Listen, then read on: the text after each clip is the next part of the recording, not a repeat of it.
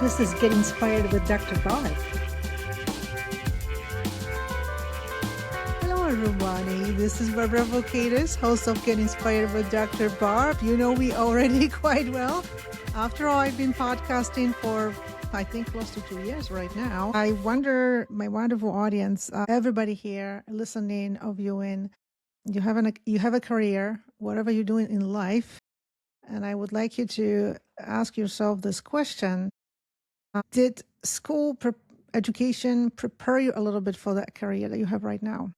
So I became a teacher. That was kind of easy because teachers taught me in school. I had a variety of teachers.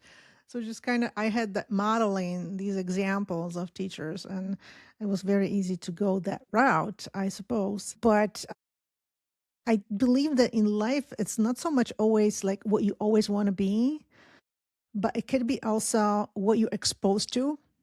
And when you're exposed to something, a variety of things, you might get these ideas. Oh, maybe I can do this. Maybe I can do that. But I think in education, sometimes not every kid is exposed to a variety of sort of opportunities and ideas.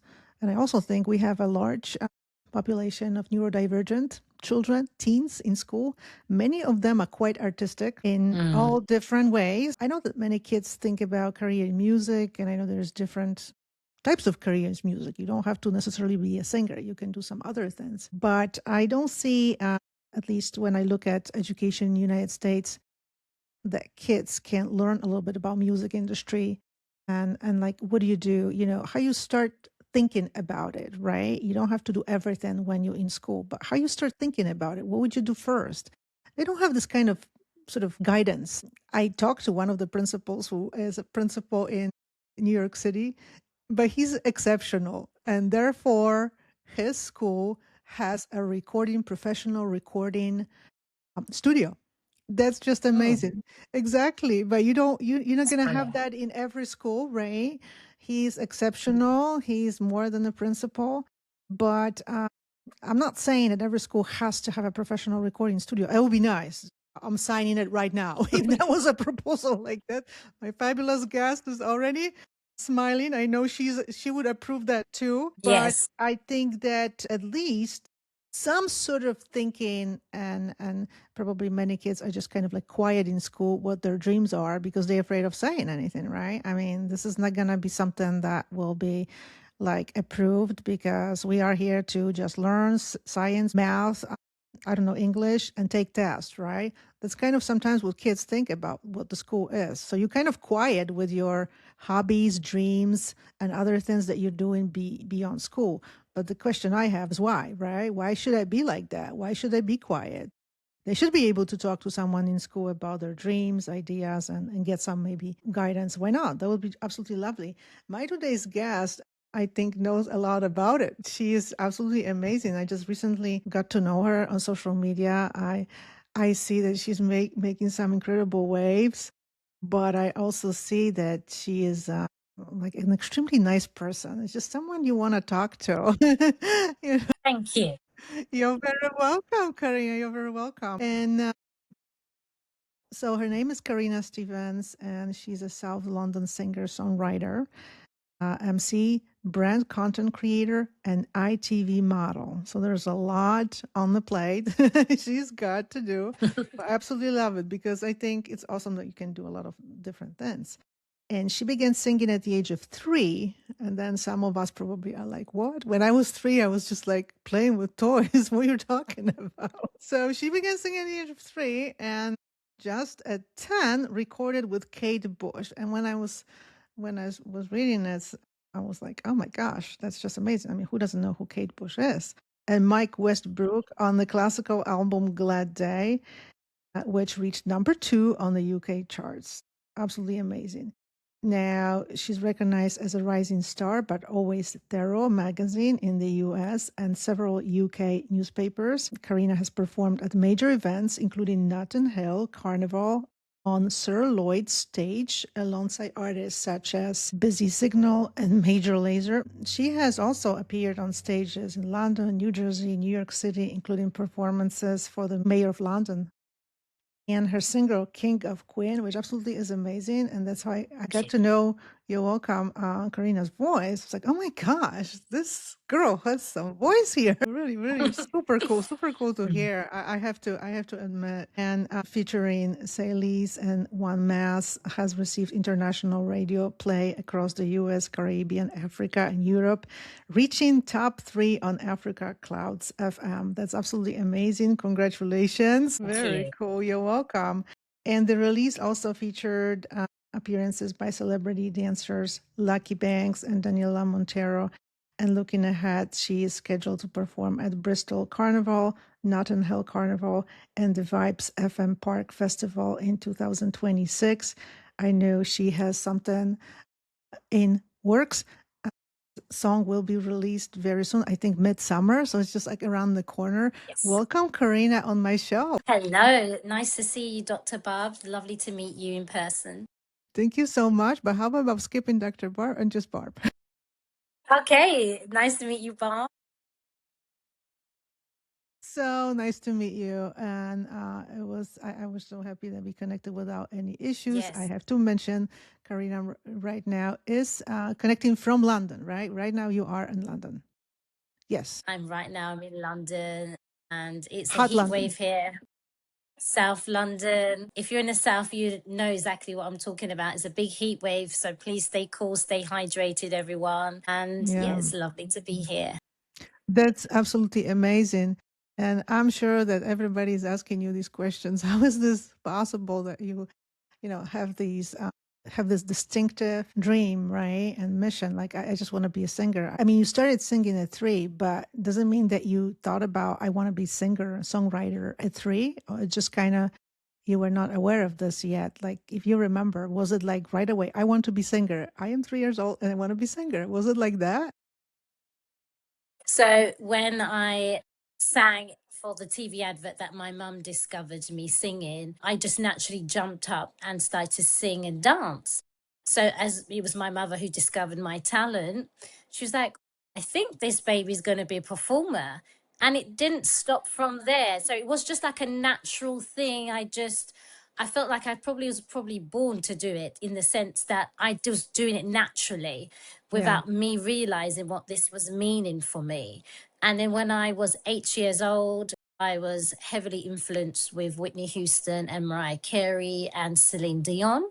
So I was listening to their music and picking up their songs really quickly. Like in half a day, I could learn a song and then I would sing it, record it, and then I went to the stage. So I knew at 8 years old that I definitely was going to be some type of performer, singer. I accidentally stumbled across songwriting when I was 10 years old. I wrote a poem and it won a school award. And then I wrote a song because I liked a boy at school. So it was an accident. But the song was so catchy, everybody was singing it. That's absolutely amazing. I mean, like you said, I mean, it wasn't so fully realization. I'm just going to be singer. That's my thing, right? But Yes, it's just this natural tendency of doing anything that is related yes, to it. It's absolutely amazing. But yes. then Anything to when do you, with yeah, music. very cool. But what was the age you started formal schooling, or did you do even formal schooling when you were? I understand you were growing up in London. Did you do regular school like other children do, or not? How was that? Yes, so I went to regular school. So we have a school system here. So we go to nursery, Mhm. like kindergarten school, I think for Right. USA.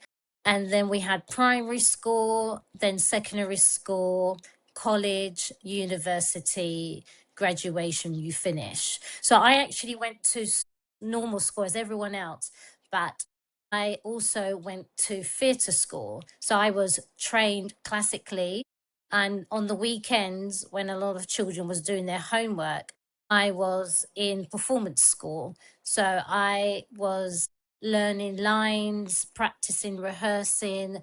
I had like a secondary school. So I was doing two schools, normal school, Wow. weekend performance schools. And sometimes in the evenings of weekdays, if we had shows and performances, then I would go to those shows and I had to fit my homework in and I did everything. So I was quite disciplined, and I got Yeah. everything done. I mean, at an early age, yeah, basically, it Yes. sounds like people who do like professional sports, like they Yes. practice. They have to. I mean, when the school is over, that Yes. doesn't mean the day is over because then they go to practice those sports. And your Exactly. weekend was full with another school with that basically, but you knew you had to do it because that was your interest. But I wonder, Yes. in regular school, do teachers do they know what you're doing beyond that regular school? Yes, it was. Even one of my drama teachers, she wanted me to do drama and she loved it.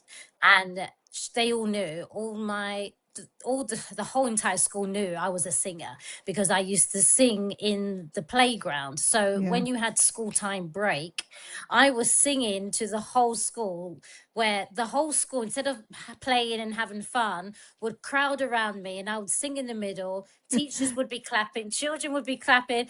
She can do our school talent show. And so everybody knew I was the singer in school. It was never hidden. And that was from primary school. So I was always singing. So literally from 3, I was always singing right up. Yeah. I never stopped. Yes. And Amazing. everyone knew. So it's like you were not Yes. receiving education in singing from the school, regular school, but that regular school was your stage, was like your testing area of singing to all these kids Yes. and teachers. Isn't that Yes, cool? it was. And then It they was cool. and then professional learning professional skills, that happened in a totally different school, right, that you were doing on the weekend. That is very interesting, and I can imagine everybody in this business, in this industry, in singing, has a little bit different way, right, of Yes. arriving, of becoming singers. Everybody is a little bit different. If you could tell us a little bit, because you mentioned a little bit about how you started writing, because I think there is a lot of opportunities for younger people right now to just, like, I don't know, they can try to create some beats, some melody, and they can write lyrics, which is essentially poetry, right? How did it start for you that, right, oh, I'm not just singing, I can actually write some songs? How did it start for you? Actually, my songwriting did start at school.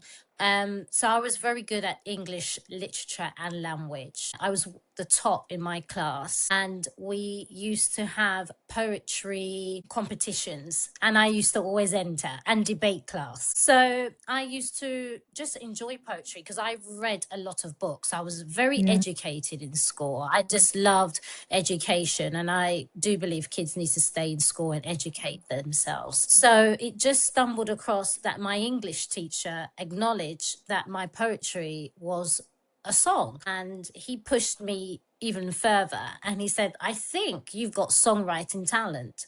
So I said, oh, thank you, but I wanted to check. So I used to sing some of my songs in the playground, and then there'd be a lot of people, like over 300 people, telling me, yeah, I think your singing and songwriting's going hand in hand. And then I started to write when I was a teenager very heavily. And then I got the opportunity to write for a famous celebrity. She wanted me to write her whole album. It was a classical album. And I was speaking with her parents who wanted this to happen. And then that's when I kind of knew, okay, I must have some type of talent. If a famous celebrity is asking me to songwrite her album, Yeah. I was thinking, okay. So I got very lucky. I must say, my time of going to school was very educated.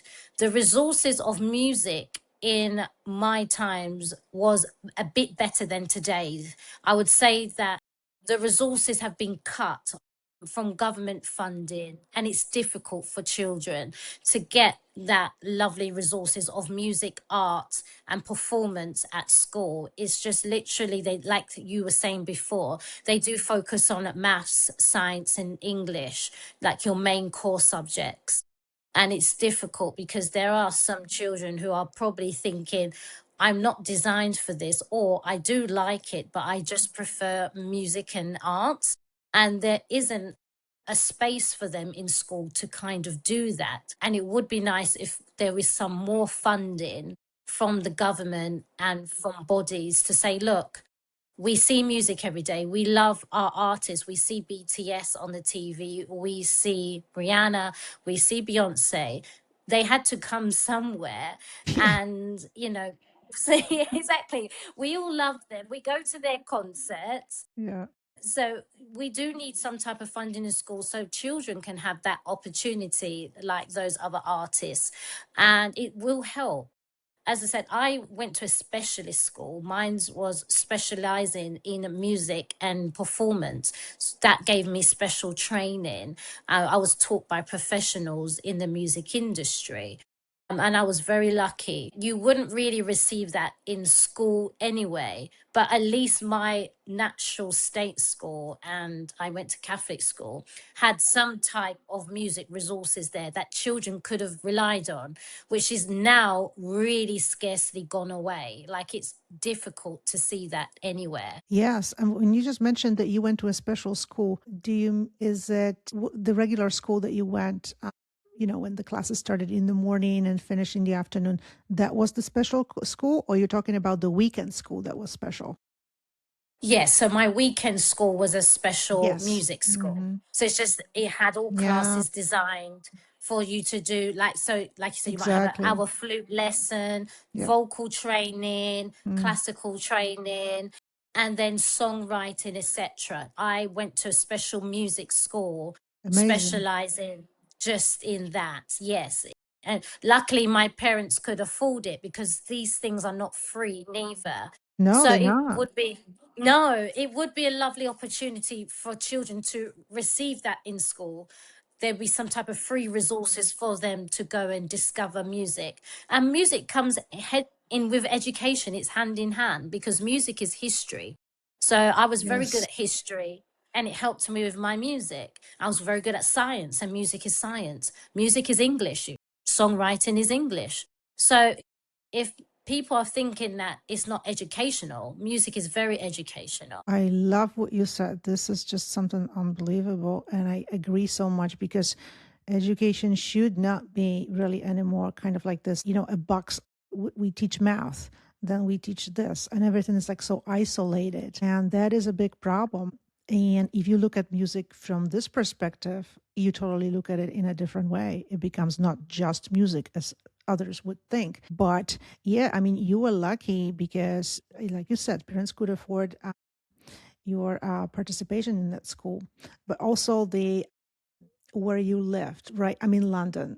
This is a big, big city. So naturally, you're going to have more opportunities for different schools catered to this large population. There's always more stuff happening in these big places. But we have a lot of children living in other areas. You don't have access to big city, or it's not easy to travel to. And that's the problem. These kids have not that many opportunities. And if the school does not provide anything like that, or even a fraction, then everything becomes just so much harder. So it's the being able to afford, right, the special school, but also if you were living someplace else, even being able to afford would not really do that much because you can't even go there, right? It's too far. It's somewhere you live somewhere in the country, in the village, and Exactly. many children, right? They live like that. Not everybody lives in a big city, so we really have to think a little about education a little bit differently. Education should. I understand that some people say we just provide basics, we cannot do more. Well, really, I mean, what is the education for? Is it to prepare children for all kinds of different careers, at least to a certain extent? And I think it is. Otherwise it's just going to be we're going to keep doing the same thing, right, over and over again when the world is becoming so different. Yes. But it's absolutely amazing what you said about this, looking at music from a different perspective. But I wonder, because you mentioned several times you had quite a bit of encouragement, like the person who essentially hired you, asked you to write songs for her album. That's pretty cool. That made you think right away, wow, I must be really good, right? I mean, somebody important asked Yes. me to write these songs. I mean, this is pretty cool. And then you got some acceptance from your immediate group of people, from other kids, from teachers, because they loved your performances, they love your singing. But I wanted to ask, did you ever in this journey, especially at the beginning and a little bit later, did you receive any opinions that were not, that made you think like, wow, where is this coming from? I mean, is it really a real opinion about me, objective, or somebody is just trying to kind of like, give me some hate, right? Because I mean, in life, we don't always hear positive stuff. There is jealousy, there's issues, and we are not here to talk all about that only, but did you have moments of doubts and based on what you heard from others from around you and how you Yes, treated this? Yeah. that's a very good question. When I was younger, I asked myself a question: is this where I see myself going? And the answer came straight into my head: yes. I knew it wasn't really about what people's opinions mattered. It was something inside me that I knew I wanted to do. So with me, I never let somebody else phase me, whether it's a negative or positive opinion, to say, oh, because somebody said something nice, it must be true. Or if somebody says something negative, I'm going to listen to that. I was always the type of child that was like, it really doesn't matter what people think, it matters what I want and if I can do it. Because at the end of the day, I'm going to be left with me to face this, nobody else. It's my journey. So if I don't want to sing, it'll be up to me to say, look, I can't do this anymore. So I Yeah. really didn't let anybody affect me. I was very lucky that I didn't have any negativity around me with anyone telling me, oh no, I don't think this is for you, Karina. I think you should do something else. Apart from my drama teacher, she wasn't negative. She just wanted me to do acting. She kept saying, I love your singing, but every time you act, I just want you to be on the TV and do acting. So Yeah. I was like, okay, thank you. But I have experienced the best of both. So, negativity and positivity. I always say to myself, don't worry what other people are saying, focus on yourself. I'm very hard on myself anyway. So, I'm always like, you're only as good as your last performance. So, I always make sure I practice, rehearse. I'm a very perfectionist type of person. So, I like things to be a certain way. So, I could have people come up to me and say, oh, you was amazing. If I didn't feel like I was good enough, in my head, I have to think, no, no, no, I can make that better. So it really didn't Yeah. matter about opinions of other people. It just mattered what I wanted to do, because I always believe it's not them going to be living with this. If I decided that I wanted to become a teacher and I went down that road, I would literally say, is this what I want to do for the rest of my life? Because there's nobody else doing this but me. So I have to make sure that I'm comfortable and happy to do that. And that's how it felt for me with singing. I knew straight away this is what I wanted to do. Obviously, if I couldn't sing a note, if I was really out of tune and someone said to me, look, Karina, give up the singing, I'll think, okay, I'll listen. Amazing. Yeah, I love how you said. I mean, this you really have to first look into inside of yourself, like who am I, what I think I can do, and also something important, can I face this? Because I understand and I'm going into something that is, I mean, it's not an easy business, right? And so, can I face it? Am I okay with everything that comes with it? And then you Exactly. answer this, and but also, yeah, there are some people who will be telling you, I see you doing this more, and then another, and they are, that they wish you well, but they have another idea about what you should do. And then again, you Exactly. have to like ask yourself this question. And I wanted to ask you, when you ask yourself these questions, when you have these thoughts, what do you usually do? Do you listen to the music, or you like really want to be quiet and really sort of like access your deepest thoughts in your mind? Like, how do you make the decisions? Because this is something that I think a lot of young people should know too, because you know how it is these days. Everybody's on the phone, right? But Yes. and that's great, for depends on what we use it for. But when you make a decision about something, your future, your career, what you would like to try, and these can be serious decisions. I mean, How do you make the decisions? If you could tell us how you do Of it, that would course, help a lot of I'm a people. deep, of course, I'm a thinker. So with me, I really think about emotions, feelings, the outcomes deeply. I'm a sort of person that has a plan A, plan B, plan C, plan D, plan E, plan F. Love That's it. how deep I think. So when I'm thinking about something, I'm thinking of all the scenarios, all the things how it could fail, and all the things how it could be successful. So I really think deeply. I think of scenarios, stories, etc. But that's me. Some people don't go that deep and think that way. So I'm thinking about all the worst case scenarios and then all the positives, the negatives and the cons and the pros, and then I put it into a conclusion, and the conclusion for me was I'm always going to be singing. It never outweighed any negativity, never outweighed the positivity of me singing.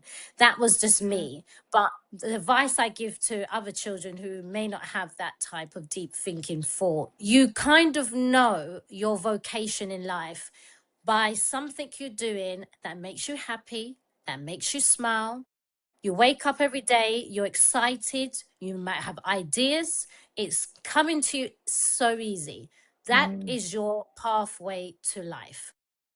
It's not things that always come hard, it's things that come easy and that you're happy with. Do anything that makes you happy and things that you love to do. Because believe me or me, I've heard from many people, many different professions, they said they have regrets. They've come to me and spoken to me, they had regrets. They have top jobs, they're lawyers, they're doctors, and they told me they're not happy in their profession. They wish they pursued their dreams, and that some of them wanted to be artists, some of them wanted to basically go and explore the world, and they didn't have that opportunity, so they felt like they had regrets in their life. You never ever want to have any regrets. You live only once, you live life to the max, and you do what makes you happy. And if it's something you want in life, dust yourself off and try again and go for it. That's the best advice I can give to anyone out there. Do not stop. Never stop your dreams. Never give up. That's an excellent piece of advice because it's also based, it's not only based on what your journey, but also what you hear from people. And I would Yes. imagine somebody's, goes to a concert, listens to your singing, and they've got this regret. And, often these regrets, they remain kind of like deeply inside of people. They don't say it to anybody, right? But then there's an opportunity. Hey, Karina, actually, I just want to let you know I had a dream like that, but now I'm the lawyer. And I just do. Yes, I have had a few people like that, and I tell them, do not get upset, do not be hurt, because this is where jealousy and hate can stem from. Because you're hating and jealous of someone because you're wishing to be them and you wish you could No. do what they do. So I always say, never watch other people, follow in your own lane. I'm always happy for people and I wish everybody's the success because I'm happy. And I do believe positivity and happiness is what gets you there. So my advice to somebody who is in that wrong profession, who does want to change, change. It's never too late. So even if you feel I'm getting older now, I can't do this, yes, you can.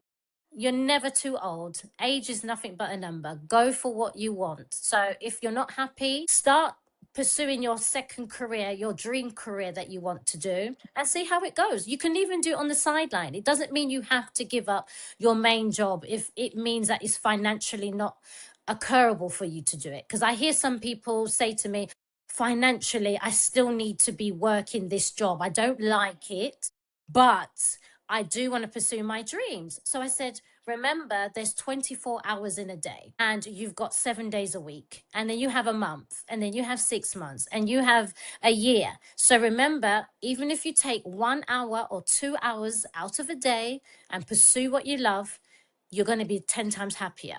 And I've had people coming back to me saying, Karina, it's the best advice you gave me. I'm actually pursuing my dream, what I love. I'm still working my day job. And if my Yeah. dream takes off, I'm quitting my day job. I love this. I absolutely love this because this is also a lot of it, great advice for a lot of young people because it's like, okay, I want to be a singer. Okay, but you also need to learn how you support yourself. Yes, Exactly. financially as well. And then look at your day and where you have pockets of time where you can work on this. Maybe you can start writing lyrics, start learning how to even Exactly. produce music because maybe you never had a chance to learn about it. And now there is more opportunities, right? It wasn't as much like that even 20 years ago when some people were starting careers. They couldn't do it. So that is absolutely amazing. I really love this advice. And also, I think you should start another career like this personal development space because the way you speak, I've got another I've area for you. Thank you. I've heard so many people asking me to start Yeah. a TV podcast Yeah. interview, and I was thinking, okay, I might start this, but you know, I just wanted to say one thing because maybe young children can understand this. Youth, young people, adults, etc., elderly. I had two jobs. I literally, even in school, this happened because I had secondary school. I've always worked crazy hours. I've worked 16 to 18 hours a day, and it never stopped me. It just motivated me more. So I had secondary jobs. So when I was in college, I had to work and I had to study. Same thing for university. I had to work and study. I was used to it because I was brought up having secondary school, but it's nothing that you can't do. And that's my advice I give to you. If you want something, go and get it. There's pockets of space, as Barb has said. You can just basically fill in this area of gaps, an hour, 2 hours, 3 hours, whatever space you have, fill it with something you love to do. You will be so much happier for that. Your life will be more fulfilling. Absolutely. I absolutely love what you said. Less scrolling, less Netflix or whatever else, and you already have 1 hour, right? But I totally believe in what you say because I always, when I studied, it wasn't just studying. I also was working. So I know how difficult it was. It wasn't easy because you had to, I mean, there was no like free weekend. I had to learn because there were courses, there were assignments to do, and I work also. So a lot of stuff, so to speak, had to be done on the weekend. But it's your priority and you're learning to navigate that space of having to manage your time and doing a lot of things. And that prepares you for more, right? And you making Exactly. progress. I love what you said because we don't want to leave anybody with impression that someone we can pursue this career and then but how do you support yourself? I mean, you should not rely on your Exactly. parents, throughout until you make it, No, out there. You cannot do it that way. There is a lot of thinking that needs to get into it and reality. And I love that you're saying this. And now, if you could offer someone advice who, let's say, someone who is a teenager, the music program is cut in school, but they thinking, I mean, they don't know exactly what they want to do. Maybe they want to be singer, maybe not, but they have this urge or deep thinking, I'd like to do something with music, with songwriting, whatever in that area, but they just don't know even what to start. What would you suggest to them? Maybe there is some kind of I'm not saying they're going to have access to a recording studio right away or extensive, very expensive, equipment to produce songs. But are there any tools out there that are reasonably priced that you might know about that you could suggest what they can do? Like kind of like start messing around with this idea. yes, definitely. I can highly recommend. And because my sister also took music when she was a teenager, I took music for school, GCSEs, A levels, and university. And so did my sister. So, what I can recommend for teenagers, I would go on Google and check in your area for local online workshops, like free music workshops that you can attend on the weekend or in the evenings after school. Because a lot of them have great teachers that talk who are in the music industry that can give you advice and they will give you resources that you can go online and use free music resources or spend a little bit of money to use like Sibelius. If you want to become a music composer, Sibelius is a great online music way to become a producer. You can create notes, etc. I also recommend like maybe getting music software if you want to become a music producer, but you can do your research. For example, like YouTube and Google, you can work out what software fits you because you've got different music softwares. You have like FLO Studio. I use Ableton Live Suite 10. I find it, for me as a singer, they recommended it to be one of the best for vocal recordings. So I use Ableton Live. I find it is fantastic. I've used Mac Pro. I've used FLO Studio. I've used many different equipment, and Cubase, but I always find that that was fantastic. Now, if you want to be a singer and you're a teenager, then I recommend the same thing to go for looking for online free workshops where you can go to seminars, listen to people in the music industry that talk about music. Go to open mic nights, start attending. So Google open mic nights in your local area, or even if it's close by where you can maybe ask your mum and dad to give you a lift there in the car. Right. I'm sure they wouldn't mind that. And then you can invite your friends from school and start telling them that you're doing shows. Hopefully, there's still music in school. So maybe school music will encourage you as well to be learning. And then you could create, maybe form a band with friends in your music classes, or talk together, create groups, create even like an online Instagram or group chat where whoever loves music wants to join, and you guys can share your ideas because you learn from a lot of people in this industry. Yes. Think that you don't know, they would know, and they can tell you in the group chat. And there's a lot of people who will ask you questions, and then someone's gonna know, and then they're gonna be like, you're gonna be like, oh wow, I didn't even know I could do this. And then you get excited. And then what happens is you will meet probably music producers and people along the way. And if they see something with you, they will connect you to people too. It's a lot of networking in this Yes. industry as well. So yeah, I would definitely say, be polite, learn as much as you can about the music industry, know what you're getting yourself into. Meeting music friends is one of the best things I've ever done. I have so many friends in the music industry because we're just alike. And what I love about that, there's no discrimination. It doesn't matter what you do. We all Yeah. love the same thing. Yeah, that's awesome. Yes, there's plenty of free resources out there and things that sometimes cost a little money. It would only be a few dollars. So, literally, it's worth it. I'm sure you get pocket money, or you work and do chores, and your parents and family might give you a little bit of money for your birthday and Christmas. Use that money onto your music so you can go into resources that you can pay for to enhance your career and make you solid. If you definitely know this is what you want to do, start doing it today. It's never too late. Just start. There's plenty resources out there, people you can talk to that would even say, hey, I didn't know you wanted to do this. Guess what, I have a show that you can come to next week. Come and sing along. You're right. Like putting yourself out there in these networks, and not everything is face to face, because there's these chats, there's a lot of online resources, there's chat GPT, you can start asking questions about these tools. So the access to this is there. We just have to like research a little bit more, try different things, see where it goes. That's really all you do. I mean, it's not going to be given to you on a silver platter. It's just you have to start looking for it, doing the research. I don't know. Recently, ChatGPT is just like my best friend, because it's just, I mean, I don't trust it that it knows everything, obviously, right? But it's just like Yes, really please an handle. assistant. I don't say thank you to it, because I know it's not a person. Okay, I'm not like other people, like thank you, ChatGPT. But it can really. There are those tools.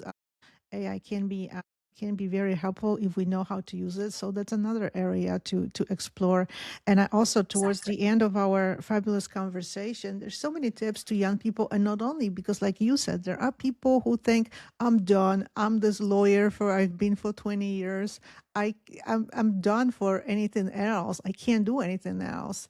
But you're Yes. not. You can still try to do different things, see where it's going to go. Why can't you do something cool that you would like to do or you like to do 20 years ago now? It's going to maybe even bring more joy to your life, right?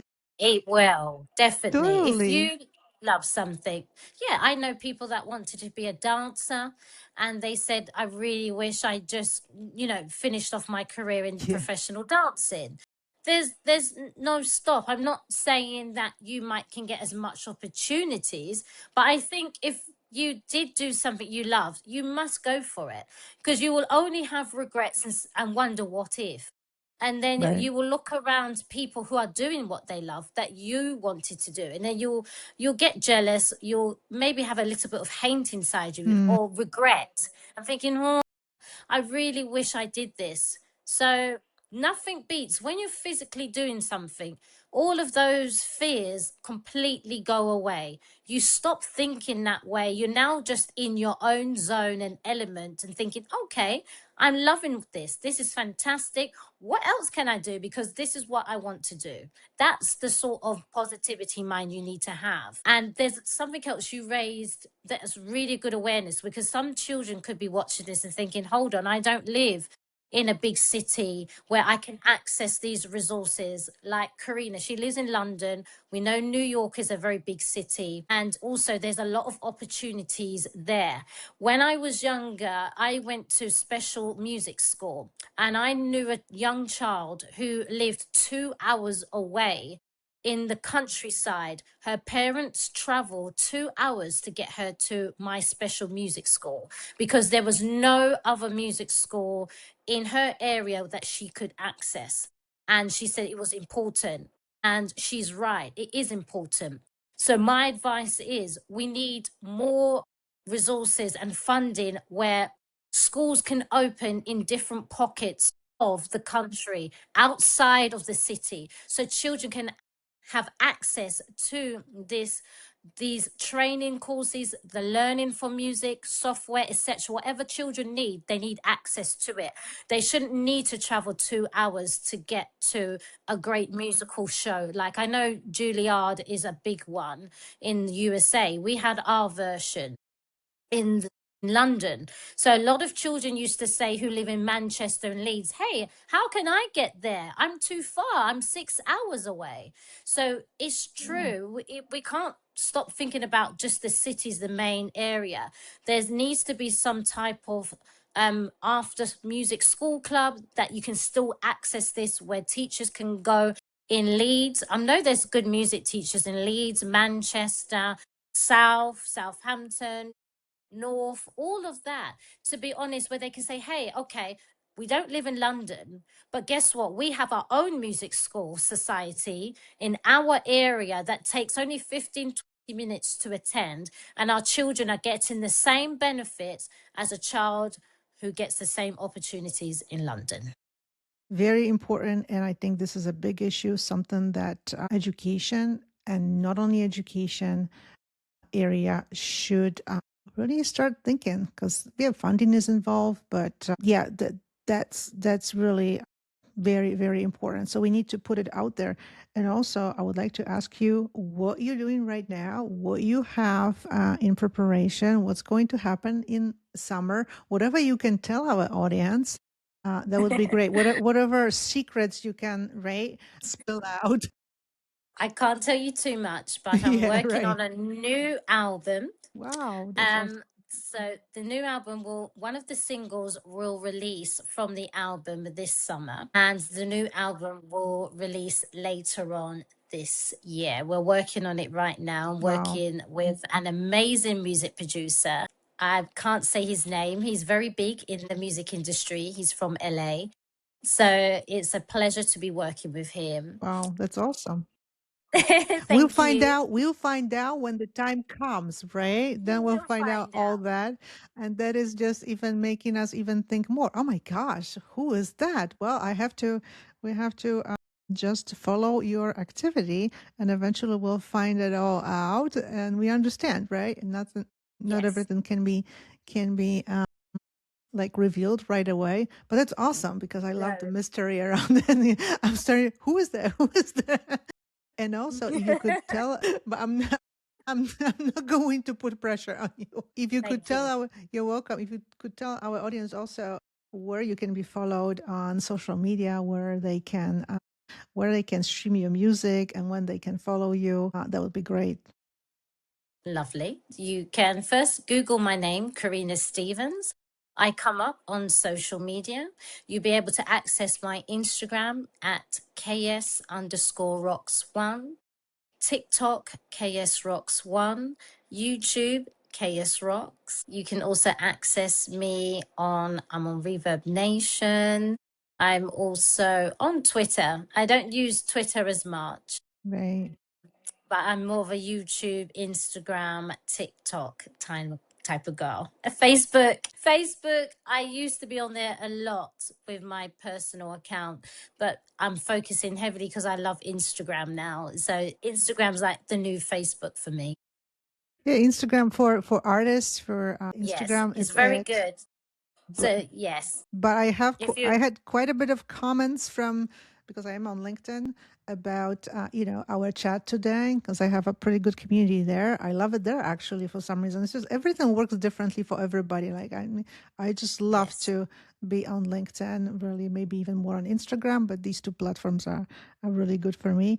And we wish you all the wonderful finalizing your recent project, and we will be following when the music comes out. Then we'll find out all the details that are secret for now, but yes. in the right time it will be all revealed.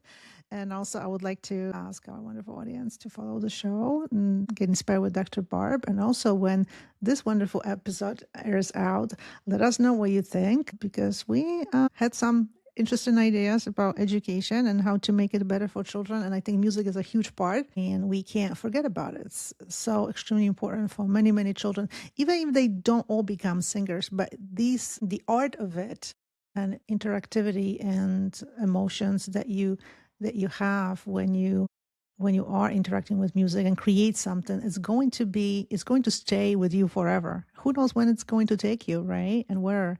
So Exactly. we have to really pay attention to this. Thank you so much, dear Karina, and thank you so much, our wonderful listeners and viewers. And I'll see you on social media. See you on social media. Thank you so much. You're very welcome, Karina. Bye bye. Thank you. Bye bye, everyone. Thanks so much. This is Get Inspired with Dr. Barb.